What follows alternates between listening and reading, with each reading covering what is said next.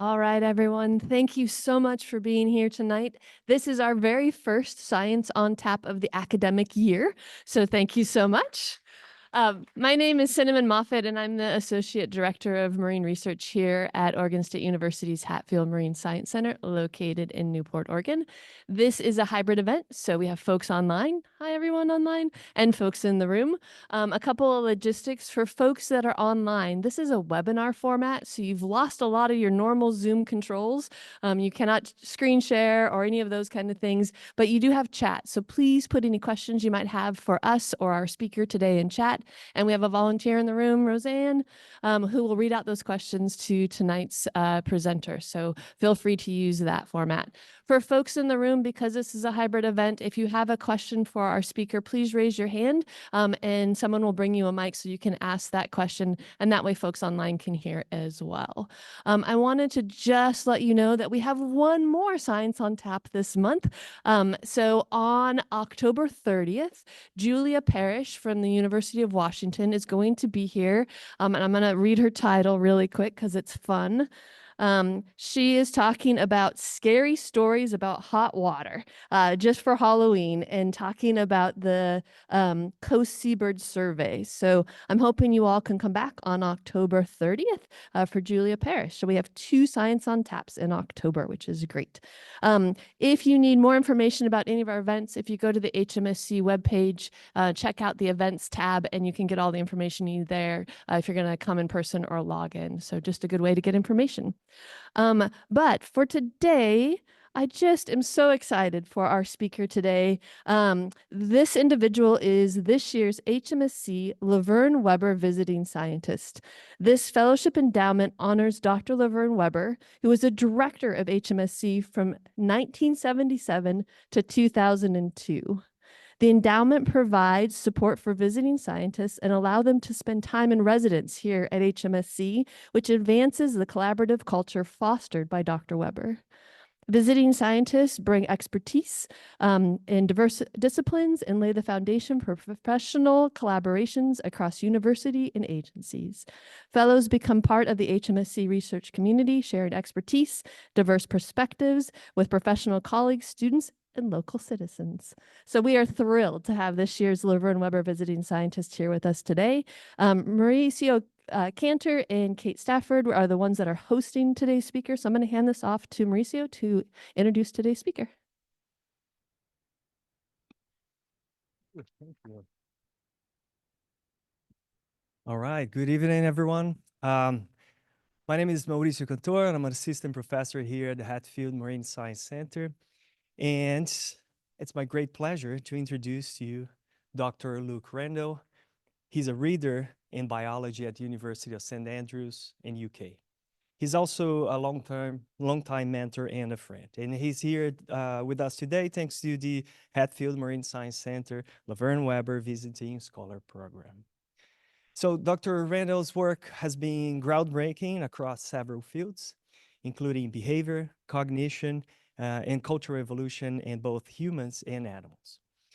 He combines real-world data with complex models to explore the evolution of social behaviors that include cooperation, decision-making, and vocal communication. As a marine biologist, Dr. Rendell has sailed to many corners in the world to record the sounds that whales make.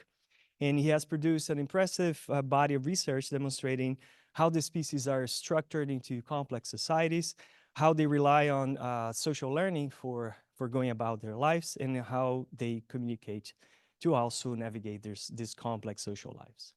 So his work has helped draw many parallels between completely different species living in completely different environments, such as whales and humans. But this parallels has been continuously scrutinized by his own critical thinking and the critical thinking of others as well.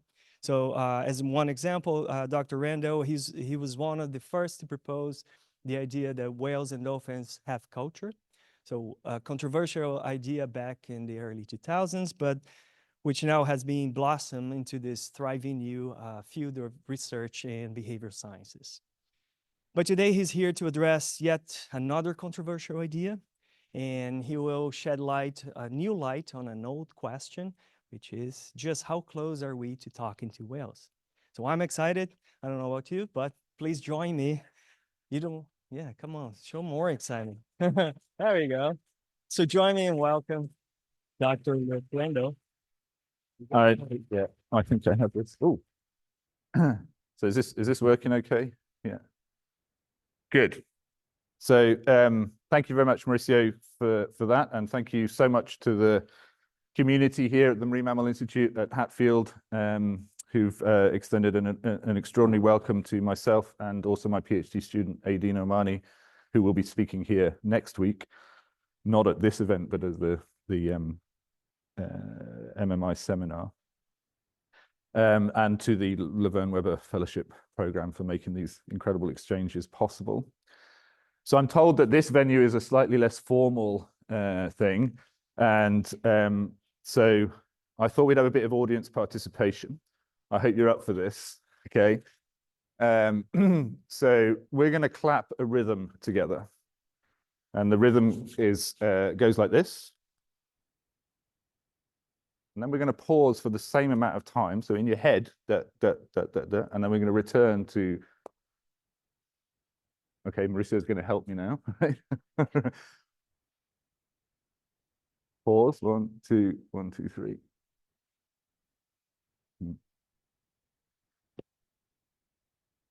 Okay, do that one more time. Okay, we're good at that, right? We can synchronize that rhythm pretty quickly. Just take a moment and think about how it made you feel to do that with the people around you and that shared rhythm. And hold that thought as we continue through the presentation. And it'll become obvious where this is coming from and where it's going during the course of the talk, okay? So,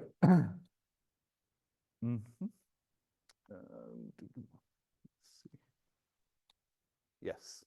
So I want to start with a story from 7 years ago, when the British Broadcasting Corporation, the BBC, were producing the second iteration of their Blue Planet documentary series called Blue Planet 2. And they featured sperm whales in it, which is a species I've studied a lot. And so they asked me to look over their sort of rushes and the script that they had written for David Attenborough to read over top of this.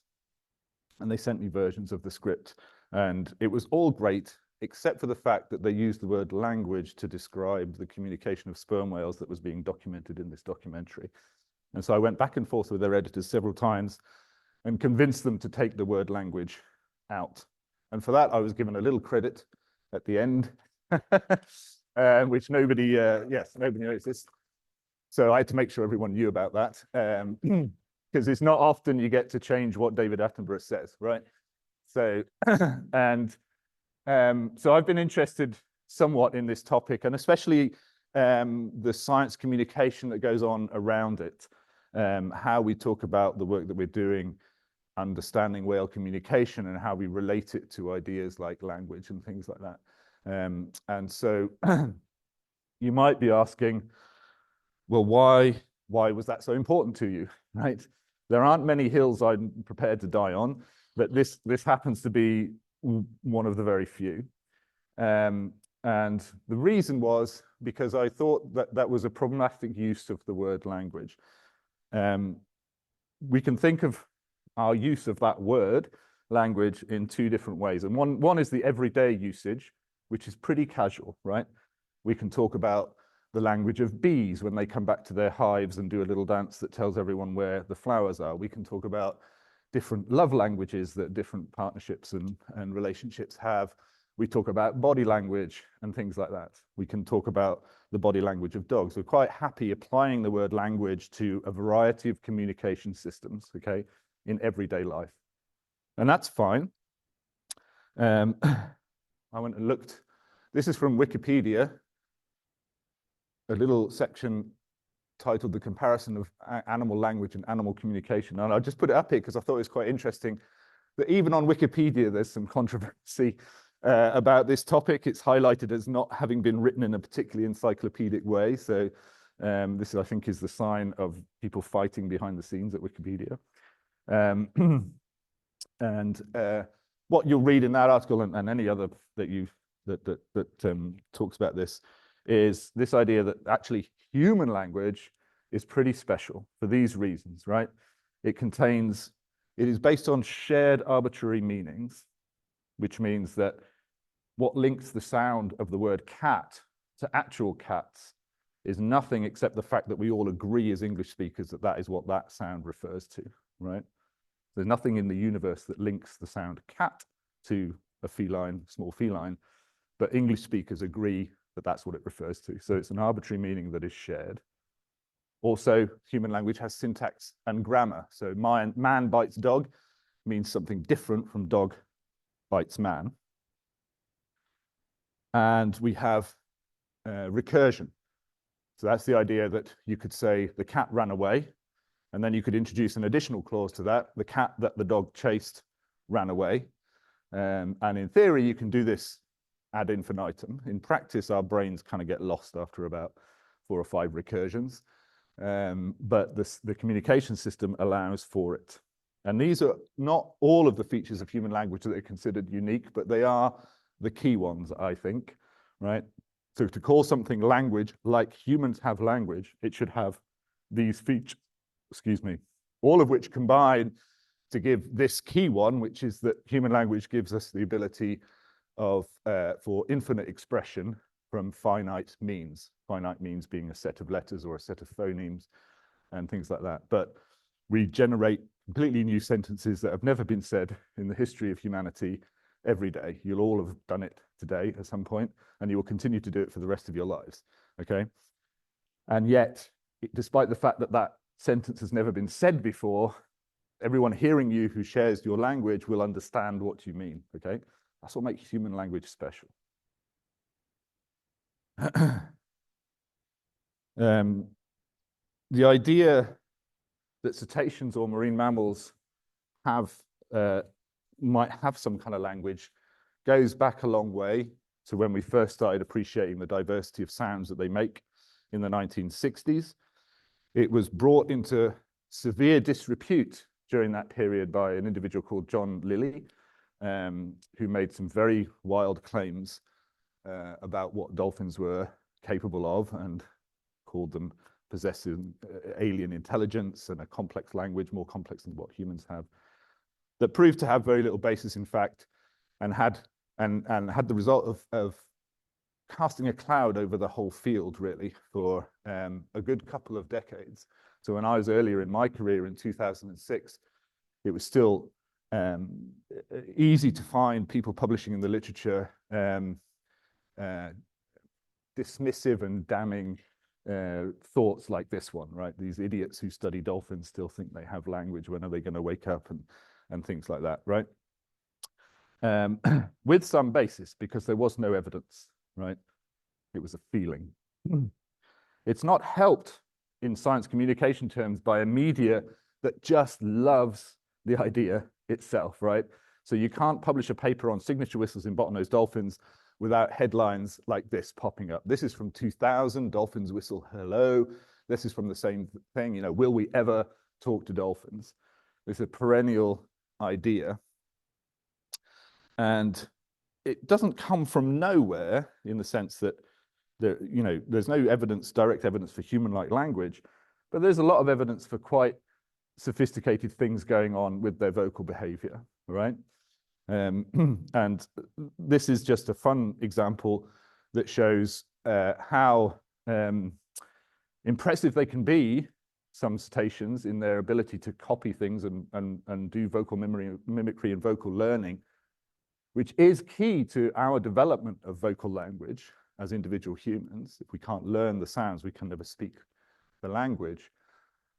But it also illustrates how easy it is to overinterpret superficial similarities, okay? At the top there, you've got a waveform and a frequency representation of human speech, okay? I don't know what the phrase is, but below that, you've got something that was recorded from this beluga whale that was kept in captivity by itself and had its tank regularly cleaned by a set of workers at the aquarium who had little intercom devices on their dive kit. They had these full face helmets and they could talk to each other. And this sound would permeate into the whale's tank.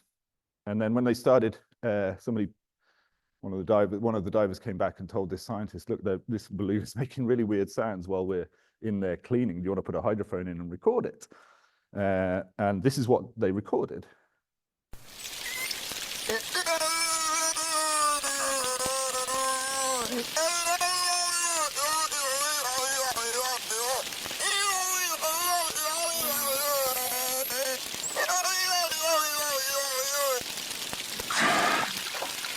And a little blow at the end, right? If you've ever heard belugas in the wild, you know that no wild beluga sounds like this, right?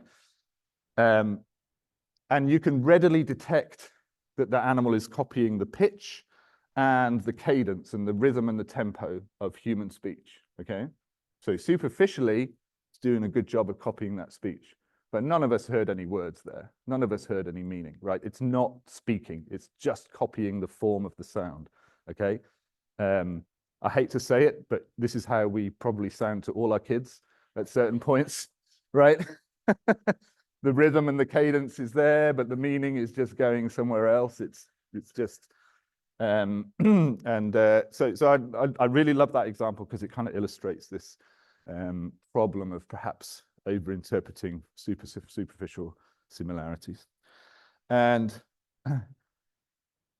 so this is a fairly old idea, but it's being resurrected in recent months and years, which, I don't know if you've seen any of these articles, but there's been a whole proliferation in the media of articles based around the idea that this new thing, AI, large language models, ChatGPT, is going to enable us to talk to whales, right?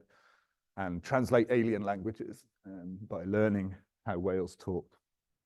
There's been a large PR campaign basically mounted around this idea by this organization called Project SETI, who describe themselves as a non-profit interdisciplinary scientific and conservation initiative that's obtained Silicon Valley funding to the tune, I think, of $30 million at this point, to do this, to research, apply advanced machine learning and state-of-the-art robotics to listen to and translate the communication of sperm whales, okay? So this is a new initiative. And it fills in, this is what came before, according to this worldview, right? Scientists like myself and many other people listening to dolphins and recording their sounds in some quantitative way and completely missing the fact that the dolphins are speaking Spanish and there's a language there because we're just, we're scientists who are blinkered. So we're getting another one of those habla español sounds, right? And this is how I feel about it. But I'm going to try and explain why in the course of this presentation, all right? So let me introduce you to a species that I've spent an awful lot of time in my life in the presence of and studying and recording. These are sperm whales, and I'm not going to give you a big treatise on sperm whales, but know that they live in long-term social units, right? Based around maternal lineages. So a female sperm whale, her offspring, and her granddaughters. The males get chucked out when they become adolescents because they become obnoxious and they have to do their own thing and they live a different life then. And this sort of social structure is mediated by a vocalization that's called a coda. And a coda is a short stereotype pattern of clicks, essentially. These are produced by sperm whales in social contexts. And I'll play you one now. It might sound a bit familiar. I need to click on this. Yes. Okay. So remember that rhythm we were clapping earlier? Okay, that's starting to feel a little bit similar. That's a type of coda that we call a 1 + 1 + 3. There it is again. Okay. Someone who's currently a postdoc at here at Hatfield, Taylor Hirsch, has completed the latest iteration of our study of these patterns of coders across the world. In this case, we're looking at the Pacific. And what we have found is that all the social units that we've recorded or have been recorded by scientists in the Pacific belong to one of just 7 dialect groups based on the patterns of clicks that they make, right? So I played you one, the 1 + 1 + 3. There are other patterns, regular ones like, or ones with sophisticated pauses in and things like that, like, right? Just very simple variations of this rhythmic pattern that mark out different social groups in sperm whale society, okay? So clearly these vocalizations are very important to them. And we call these coders identity coders. So every social unit that we recorded has its repertoire dominated to the tune of between 40 to 70% of the coders it emits by 1, 2, or 3 specific types that we term the identity coders, because they seem to serve to identify that social unit as belonging to a larger dialect group. There's a whole lot of stuff I could talk about that, but I'm not going to, because really what I want to focus on is how the sperm whales use the coders and how that is perhaps incompatible with some of the suggestions that have been recently made about linguistic content and things like that in their production. So here are 2 sperm whales off Dominica, where we did a study back in 2008, where we used multiple hydrophones, which are marked on these plots with the letter R, right? So receivers. And when you put a bunch of receivers around a group of sperm whales, you can use the time of arrival differences of the sound at the different receivers to pinpoint where that sound was made, right? So that enabled us to figure out how animals were exchanging coders, because we'd hear one over here, one over here. And what this illustrates is really on the top there, you've got 2 animals exchanging coders at a range of around 300 meters, right? One in the middle of the receiver array and one way out. On the bottom one, you've got 2 animals that are literally right next to each other, okay, exchanging these coders as well. So they exchange coders on different spatial scales. And this is what an exchange looks like. These are waveforms of sound now. When I play it, you'll be able to relate the vertical lines to the clicks that you hear. And at the top there, you've got what we recorded, which is an exchange of coders between 2 whales. And then we've split out the contributions of the 2 whales on the lower 2 panels, right? So as I play it, you should be able to track. One whale starts with our friend, the 1 + 1 + 3, right? And then they both produce, almost overlapping, this 4 regular coders, so 4 regular clicks. Then the first whale makes another one of these 4 regular coders, but the second one makes maybe a mistake and makes a 1 + 1 + 3 over the top, right? And then finally, they both produce this 1 + 1 + 3. So they switch back to producing the same type, okay? That's quite a complicated explanation of a very short interaction. I'll play it to you.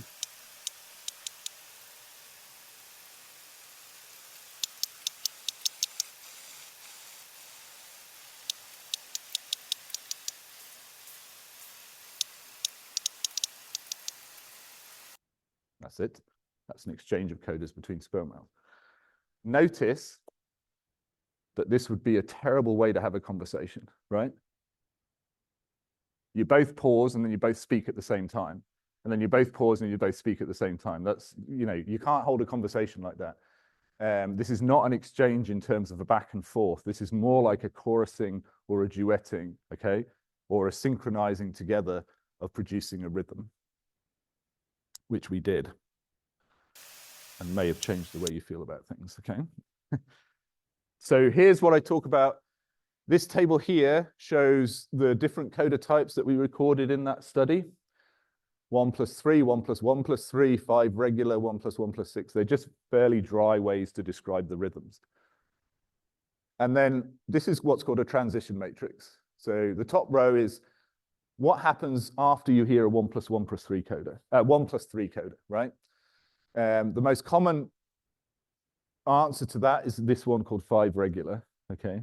Now, these numbers are not very big because it's a fairly small sample size. But do notice that the big numbers are where you get a 1 + 1 + 3 coder that is responded to with another 1 + 1 + 3 coder, okay? Similarly, a 5 regular is very likely to be responded to by a 5 regular. And it's clear that these animals from this table are spending a lot of time saying 1 + 1 + 3 and 5R to each other and not much else, even though there are occasional different ones, right? So again, we didn't think this was any kind of basis for making any statements about linguistic communication or something like that, right? And that's fair enough. But then this year, Project SETI published a paper in Nature Communications, which had a fascinating result that I will talk to you about and maybe the basis of some more audience participation. But they also made this claim, that they had discovered a sperm whale phonetic alphabet like the International Phonetic Alphabet for Human Languages, showing how different coda rhythms and different coda tempos could be considered to be a phonetic alphabet. Now, it wasn't what I think is the really interesting result that caught the attention of this paper. It was this claim specifically, right, that went around the world and was picked up on by every major news outlet there is. Sperm whales, we've discovered the alphabet of sperm whales, right? So if you'd be forgiven for thinking from this coverage and the stuff I mentioned before about AI, that we really were on the cusp of making some kind of amazing breakthrough in terms of language and linguistic communication with these animals. And I'm here to tell you that I think this is a little bit overblown and that I would be advising you to take such claims with pinches of salt going forward, okay? Because actually, if you examine them, I don't think they really hold up. So here is what this paper claims to be the phonetic alphabet. Different rhythms. So we see our friend, the 1 + 1 + 3 there, labeled number 6 on this table. And also different tempos, okay? So the same rhythm, but done faster or slower, okay? And these are posited to be different elements of the phonetic alphabet. But if you do the sums on how many of these coda types are made, right? In this table, there's 7,300 codas depicted. 5,070 of them, or 74%, are just the 2 rhythm types, 1 + 1 + 3 and 5 regular. They're highlighted in the table from the smaller study that we did earlier, okay? That's an enormous concentration of vocal output into into just 2 forms, okay? And that's there in the table. The equivalent quantity in English language phonemes is 17%, right? So the 6 most commonly used English language phonemes make up about 17% of our linguistic production, okay? So there's clearly a big difference there in terms of how these phonetic elements are being used.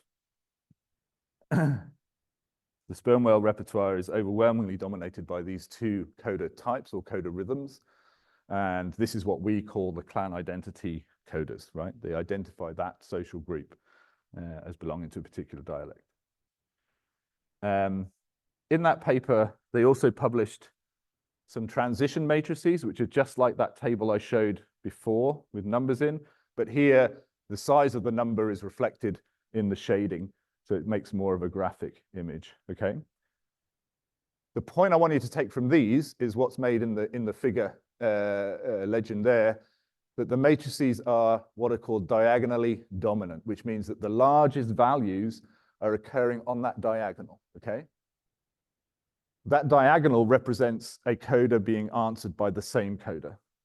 So the animals are just exchanging back and forth the same coda type, okay? So you have these, even they noted that they're diagonally dominant matrices. If you do the same thing with phonemes in the human language, this is from the English dictionary. So just looking at phoneme transitions that are occurring in the English dictionary. And the point of this matrix, right, is if you look at that diagonal, it's completely empty, right? Because we don't stand around going pa, pa, pa, pa, pa, pa, pa at each other, right? That's not how we use our phonemes. To be informative, a sequence of vocalizations must be unpredictable. If you know what is coming after you've heard the first vocalization in a sequence, it's not informing you of very much, right? You just need to hear the first one. There's no need to listen to the rest of the sequence. It's just going to be a bunch of the same sounds being made again and again and again, just like we see in the sperm whale transition matrices. But humans don't do that.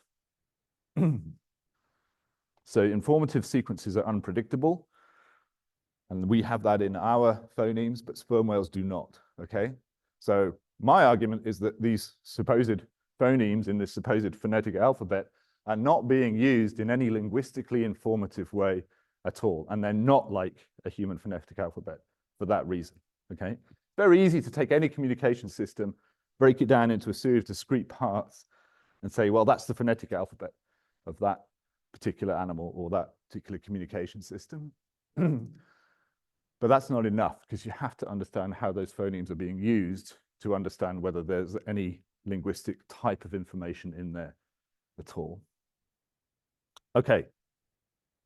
However, they did do some really cool stuff. And I'm just sad that this didn't get as much coverage as the phonetic alphabet. They showed that when these animals are doing prolonged exchanges of coders, okay, so what you see on the left here is a kind of plot of each dot is a click, and vertically you get the coder pattern, and then as time goes on, you see how the coders are being produced over time, right? So what these plots show is that whales that are engaged in exchanges in coders are varying the tempo of those coders synchronously. So in the first top left there, you see that both of them are slowing down their coder as they progress through the exchange, okay? And it's all the same type, but the tempo is changing, okay? So should we try that? Okay. So this is going to involve some concentration. So we're going to do our 1 + 1 + 3 pause, 1 + 1 + 3 pause, and I will try and speed you up, and you try and follow my tempo, okay? All right. So I will be clapping in the gaps in between as well, just to set that tempo for you. Otherwise, it could become chaotic. You're doing every one. So Mauricio, where's Mauricio? Okay. Need some big hands, Mauricio. Okay. After 3.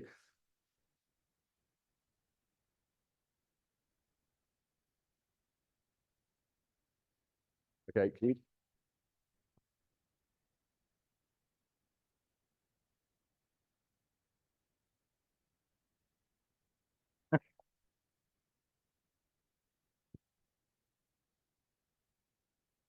Great. You're really good at it.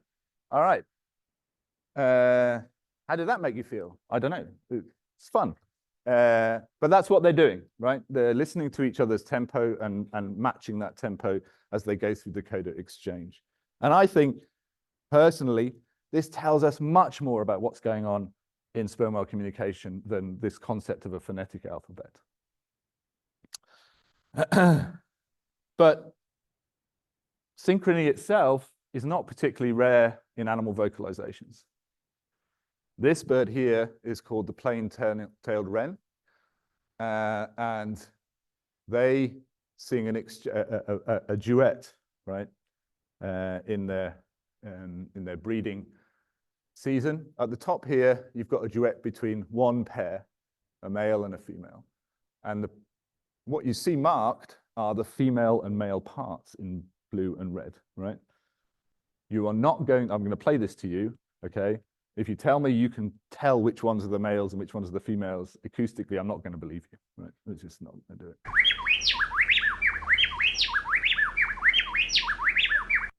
Right? It's seamless. They're just boop, boop, boop, boop, boop, like that. Now, these birds also have breeding groups that contain more than just one pair, okay? So down here, oh, apologies. The second thing I'm going to play with you, play for you, the male part is being sung by 2 males, and the female part is being sung by 2 females, right?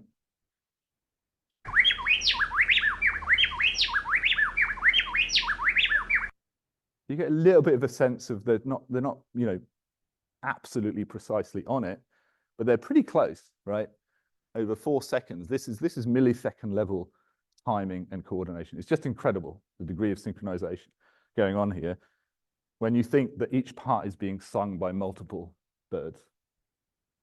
So yay for synchronization in sperm whales, but it's not rare, okay? It's not a special thing that whales do. It's something that birds do as well, very well. But that's interesting, right? You've got 2 very different classes of animal engaging in kind of synchronous vocal behavior. So that's what sparks my interest. Oh, be quiet now. So I'm just going to pause here, right, before I go on and pursue this synchrony theme, because I like that a lot. But I'm going to take a little sort of divergence into, well, what is, you may ask, people study their animals and they get really excited about it and they make some claim and it just stimulates moral research and everyone gets involved. What's the harm, right? What goes wrong with that? So back in the 60s, when John Lilly was at the peak of his fame and notoriety, and he was, you know, really quite famous at that time, to the point that he got funded to have annual scuba retreats to swim with dolphins in the Caribbean. And people like Carl Sagan, right, who produced the Cosmos series, sort of the Neil deGrasse Tyson of that era, prolific science communicator, would go down and visit him and, you know, bring attention to that research. It got a lot of coverage. But he wasn't stupid. And it became, over the course of these interactions, quite apparent to Carl Sagan that this research had overestimated the extent to which it would help in any kind of mission to communicate with aliens or, you know, develop linguistic interactions. He basically saw that there was no evidence.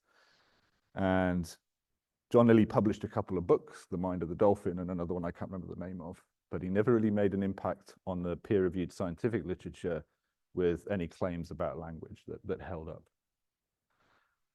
And why is this a problem? Well, at the same time, right, in 1965, these 2 scientists, Melba and David Caldwell, published a short little letter in Nature. It was in Nature, fair play, it's a big journal, but it's a short little note, just noting the existence of individualized whistle contours in bottlenose dolphins, right? This didn't get a Carl Sagan interview, as far as I know, didn't become this famous thing, but it is that work, which was overshadowed by these claims of language at the time, that is fueling current research. So this is a paper published in 2022, showing how these signature whistles form a vocal exchange networks that allows bottlenose dolphins to have multi-level alliances in their very complex society, right? So it's revealing really interesting things about the complexity of their society. And nobody is really talking about dolphins with alien intelligences and having language, except for a few people. Okay, so that's why it's a problem for me. That's why it gets me upset, because there's a lot of good work going on understanding cetacean vocalizations and communication that doesn't make these kind of claims, and often doesn't have a particularly large impact on public understanding, or, you know, it doesn't become so famous. But if you make a bold claim about language, for example, then you can get on all the front pages. And so it's clear that the media are not going to control themselves in this situation. So I think it's important on us as researchers to really reflect on, what are we telling people? What are we telling journalists? Okay. And that would be my main critique of how Project SETI went about the publication of this paper. It's very clear from the press coverage that they leaned very heavily on that language hook. Okay, let's go back to synchrony. play you a video. So these are two bottlenose dolphins in Shark Bay in Australia. They're males, and they are members of an alliance. And look at how they're holding their noses up and swimming in this kind of completely synchronized way, right? Okay, didn't synchronize then, but they go through these, you know, they're clearly following each other, and, you know, they do it again and again. And it's a behavior that has been specifically noted to be to occur between members of the same alliance in bottlenose dolphins, right?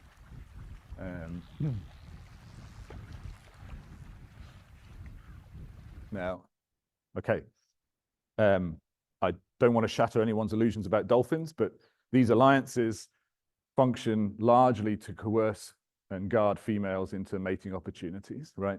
It's not a particularly pleasant process. The alliances fight with each other for access to those females, and then they work together to herd females into situations where they will then obtain a mating opportunity. The point is, it's a cooperative endeavor in a competitive context, okay?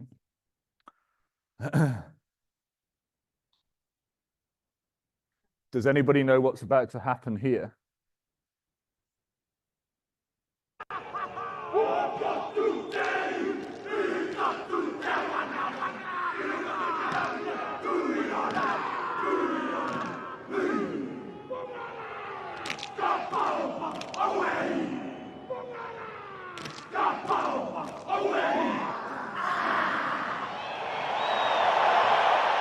You can see the impact it has on the opposition team, right? But that is a synchronous display in a cooperative context that involves competition, okay?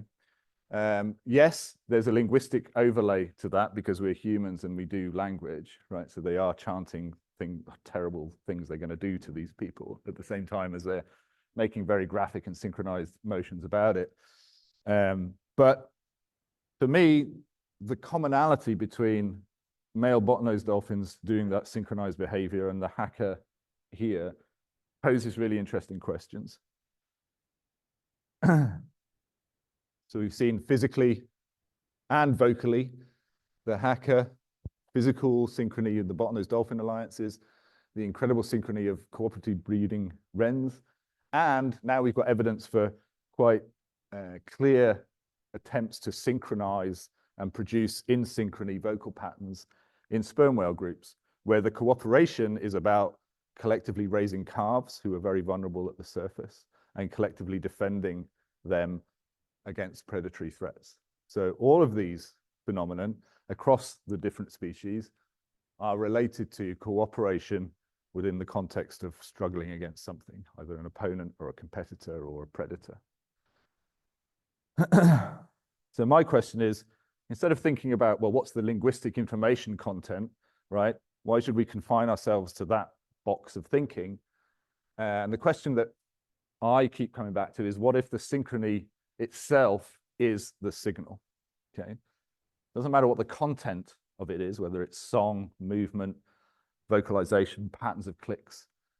The fact that you're doing it synchronously is what is the important signal, both to each other, right?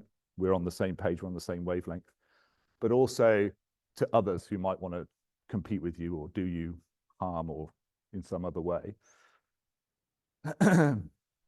Don't mess with us. We're on the same page, okay?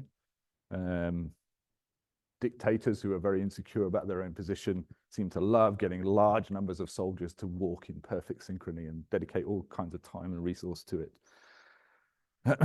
for example. So I'm interested in questions like this. Is there a deep homology behind the use of synchronous signaling in contexts where individuals work together against threats or competitors? And is this synchrony perhaps more related to the roots of something else we do, which is music, which generally involves a degree of synchronization?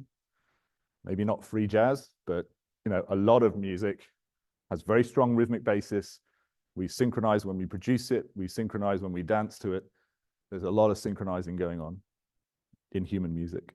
And I wonder whether the roots of human music are actually more similar to these kind of signaling contexts than any kind of linguistic explanation.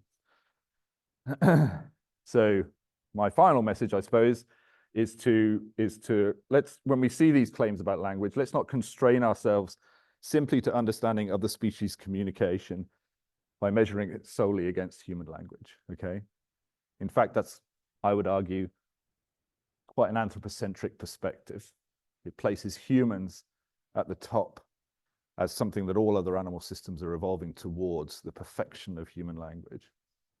And I don't really like that. Other forms of communication are possible.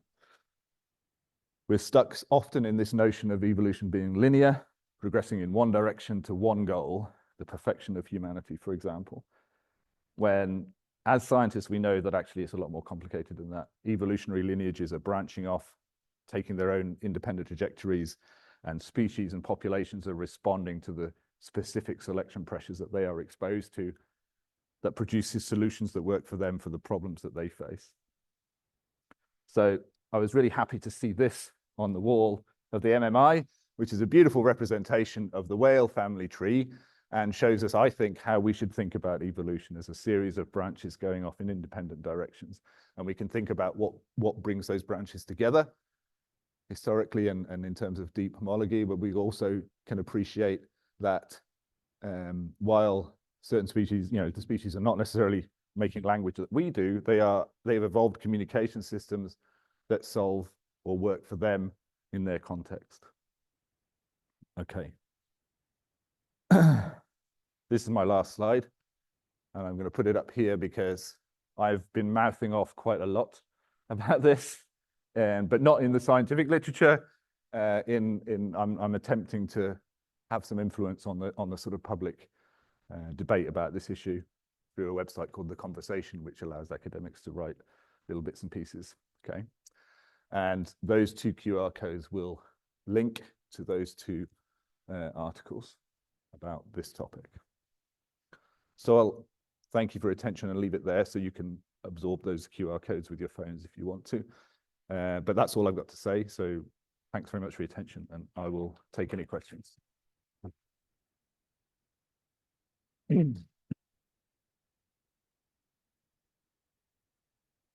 Thank you so very much. We're going to open it up for questions, and we're actually going to start with folks online. So it looks like we don't have any questions online yet, but if you have any questions for Luke, go ahead and put them into the chat. How about questions in the room?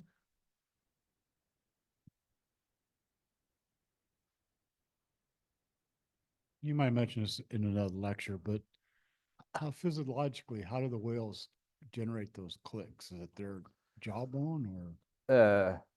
Right. Well, I have a lecture prepared. Okay. Is there a whiteboard here? No, there isn't. So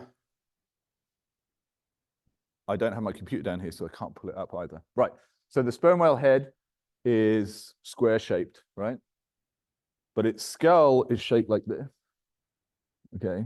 So where we have our forehead and we have a tiny bit of skin, they have a concave kind of depression in which sits a massive complex of air sacs, air passages, and various forms of lipids and fats that are concentrated there, which is what made them such a hunted species, because that oil is very special, has very special properties. One of which is that it alters the speed of sound in different ways as it goes through it. And the animals use that to focus the sounds that they make. The sounds that they make, so sperm whales only have one external nostril. It's the left one. The right one is internalized, and the cartilage around your nostril here has evolved into a very tense set of cartilaginous lips. And this is located right at the front of the top of this big square head that's sitting in the concave skull. And a click is produced by forcing air through those lips, so they separate and then slap back down together, okay?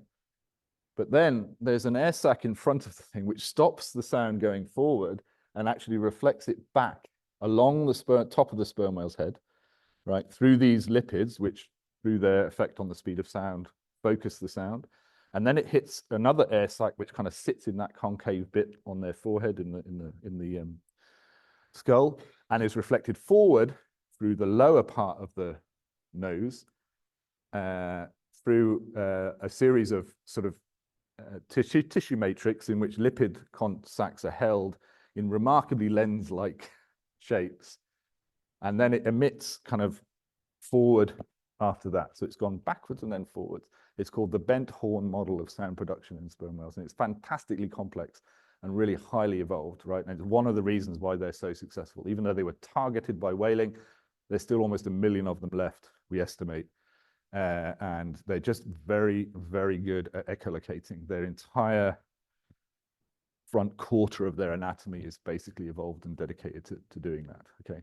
So they can make clicks, they can't do much else. So that's why their communication system has to be, all right, guys, we can make clicks. How do we turn this into a social communication system? Okay, we'll make patterns of clicks. Yeah. Nice. All right. Questions online. Go ahead, Roseanne. It's amazing how animals and people can communicate and relate, even through whale song. Are there any future studies on whale song? There's lots of future studies on whale song. Taylor's doing some right now. I'm doing some right now. Kate's doing some right now. Just watch this space. There's going to be really fun results coming out. All right. Question in the room. Hi, wonderful talk. Great stuff. Thank you. Have you ever noticed the sperm whale calves attempting to mimic the adults' patterns? Are they good at it out of the gate, or do they have a learning curve? Yeah, so it's a very good question. That study where we did the localization and looking at the exchange, we also, it was focused on one particular social unit, and we also studied that repertoire quite a lot.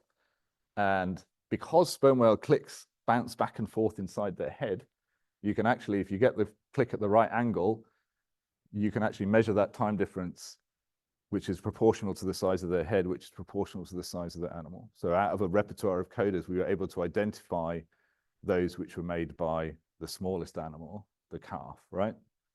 Because there was a calf in the group. And the short story is the calf babbled, right?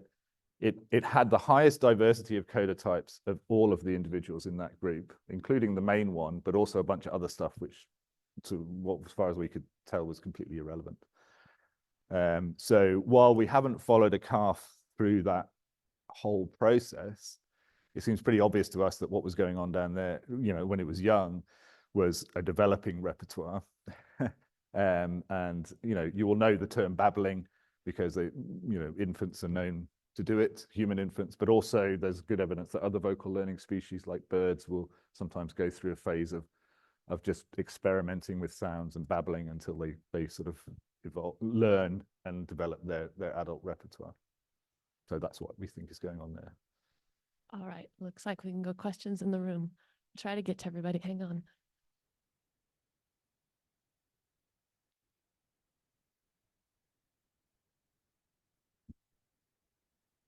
Yes, you made a really compelling case for the synchronicity of codas, sort of ruling out a conversational linguistic pattern.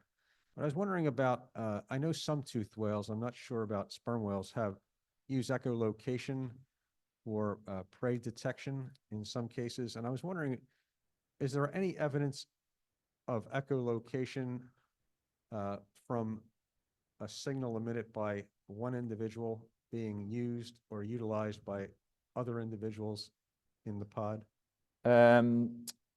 Yes, I'm aware of one paper that specifically looked at this in rough-toothed dolphins and concluded that some of the animals in the pod were eavesdropping on the echolocation of another Which is animal. interesting because that's synchronous. Yes, yes, it's non-synchronous. If you're an echolocating animal, you can't help but produce information about what you're doing, right? That's available to others. And so whether it's a bat or an odontocete, right? You can't do it secretly. As soon as you start echolocating, everyone's like, buddies, find something over there. Let's figure what that is. And it would not be surprising if evolution would select for the ability to pick up on that, right? If you can, at the range of your hearing, you start hearing a lot of buzzes, which is what echolocating animals do when they're about to capture something, then, well, that's a really good question as well, and quite possibly, right? If you take I mean, this is utter speculation on my part, right? But if you take an echolocation buzz and the clicks come so fast that it starts to sound to our ears like a continuous sound, right? And as you speed it up more and more, then you end up into pulsed call territory. So killer whale discrete calls are actually pulsed calls. They're not, they're just lots and lots of pulses very, very rapidly. So I think that's a really good insight to think about how we might have started this signal evolution process, because echolocation buzzes provide useful information to anyone who can eavesdrop on them. And then if that starts to impact the animal that's making the echolocation buzzes, and that creates the signal evolution cycle, right? Where they might be like, okay, I don't want you to hear this, so I'm going to do something else. Or you're related to me, and I'd really like it if you came over and helped me deal with this really difficult bunch of fish or whatever. So yeah, I think that's a really interesting question about the roots of the signal evolution, where it came from.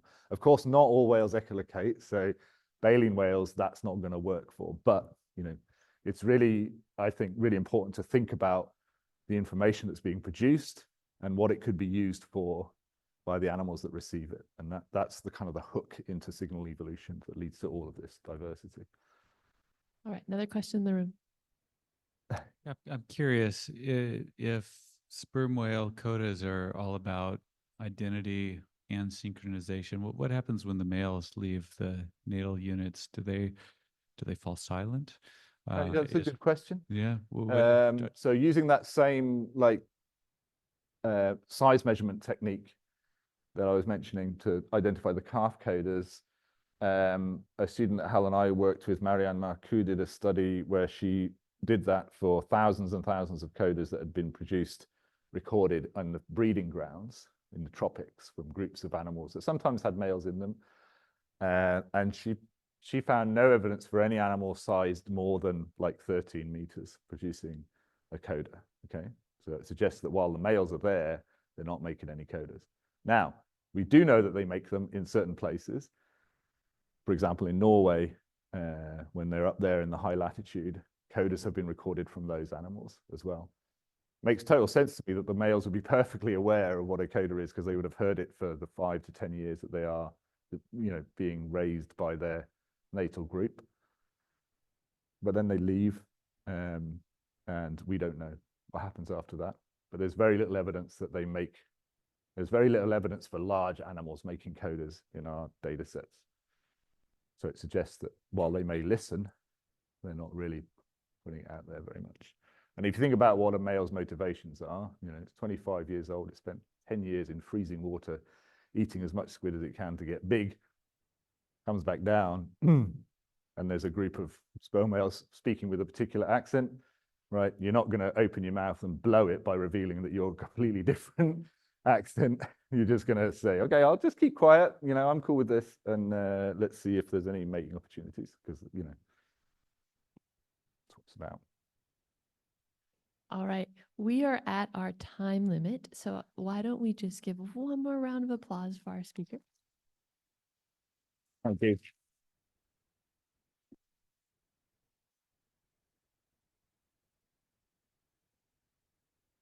And for folks in the room, Luke, are you willing to stick around for just a little bit and folks can come ask questions? Awesome. All right, everybody. I hope to see you again at the end of the month. And again, thank you so much for being here and being part of this conversation. Thanks, everyone.